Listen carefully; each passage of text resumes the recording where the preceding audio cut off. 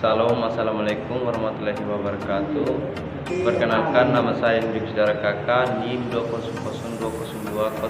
20020200021, Fakultas Ekonomi dan Bisnis, Prodi Manajemen. Saya dari kampus Universitas Wisnuwardana Malang. Perkenalkan, nama saya Domingus Kura, NIM 22020 Prodi Manajemen, Fakultas Ekonomi dan Bisnis.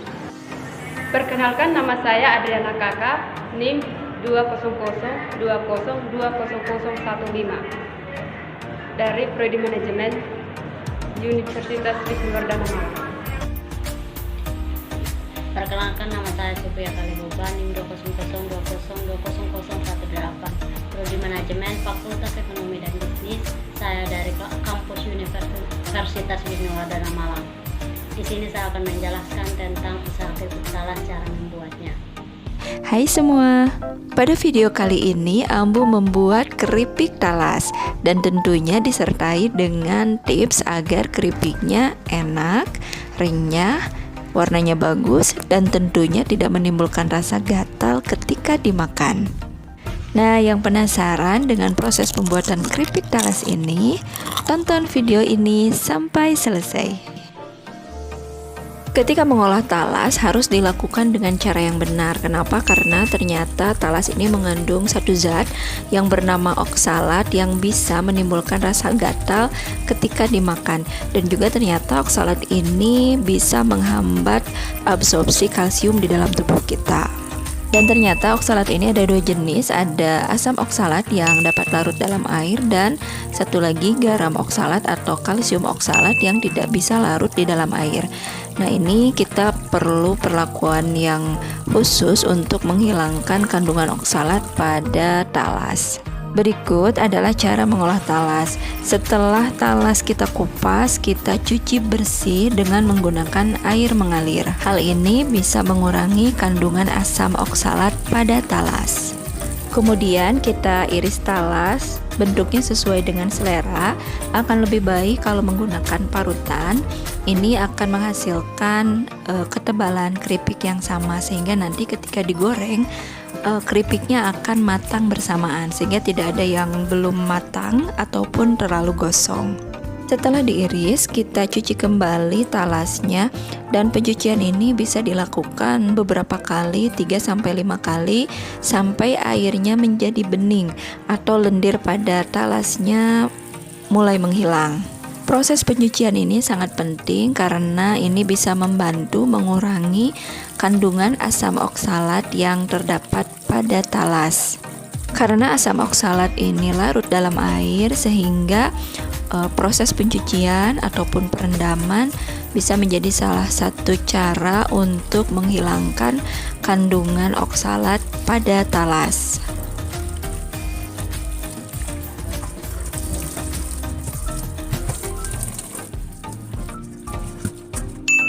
Selain mengandung asam oksalat, talas juga mengandung garam oksalat atau kalsium oksalat yang tidak larut di dalam air. Nah, untuk membantu menghilangkannya, kita akan rendam dengan larutan garam atau natrium klorida, karena ternyata garam dan kalsium oksalat nanti akan bereaksi dan membentuk senyawa yang bisa larut di dalam air. Kemudian talas ini akan kita rendam selama 30 menit sampai 1 jam.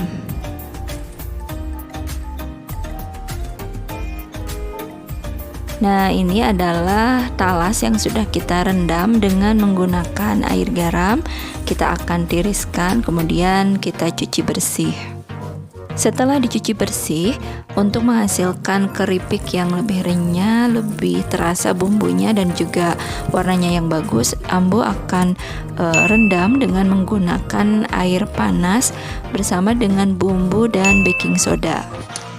Perendaman dengan baking soda inilah yang bisa menghasilkan keripik yang lebih renyah. Nah, baking soda ini bisa kita ganti dengan menggunakan misalnya air kapur sirih ataupun baking powder. Dan selain itu, Ambo juga merendamnya dengan menambahkan bumbu bawang putih dan kunyit. Nah, kalau misalnya ada yang tidak mau menggunakan kunyit, warnanya ingin tetap putih, bisa di skip. Tapi kalau di sini Ambu ingin nanti warna keripiknya agak sedikit lebih kuning, sehingga Ambu menambahkan kunyit. Tetapi ada juga yang menambahkan pewarna makanan buatan. Bisa ditambahkan juga dengan garam ataupun kaldu bubuk sesuai dengan selera. Nah, ini akan kita rendam selama sekitar 15-20 menit. Setelah 20 menit ini akan kita tiriskan dan siap untuk digoreng. Untuk menggorengnya kita siapkan minyak goreng yang panas, dan ketika kita menggoreng keripiknya diusahakan keripiknya terendam dengan minyak agar seluruh permukaan keripiknya akan matang sempurna. Karena talasnya sudah melewati proses pencucian dan perendaman sampai lendirnya tidak ada, sehingga ketika kita masukkan keripiknya tidak akan saling menempel. Jadi ketika kita goreng ini sudah bisa terlepas sendiri.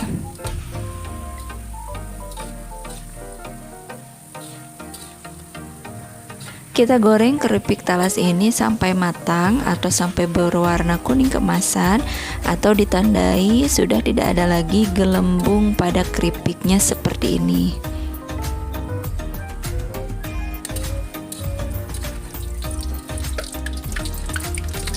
Jika sudah matang seperti ini, tinggal kita angkat dan kita tiriskan. Nah, ini dia keripik talasnya sudah matang, sudah siap dikemas atau disajikan. Ini rasanya enak banget, renyah, bumbunya menyerap, kemudian warnanya pun bagus, dan tentunya tidak menimbulkan rasa gatal ketika kita memakannya. Sudah cobain belum? Salah satu produk terbaru dari Sirapuh Sinar Pagi. Keripik talas balado yang dibuat dari talas dan bumbu-bumbu pilihan asli dari Payakumbuh. Cocok banget untuk cemilan di segala suasana. Pedasnya pas dan renyahnya dijamin bikin ketagihan. Keripik talas balado Sinar Pagi.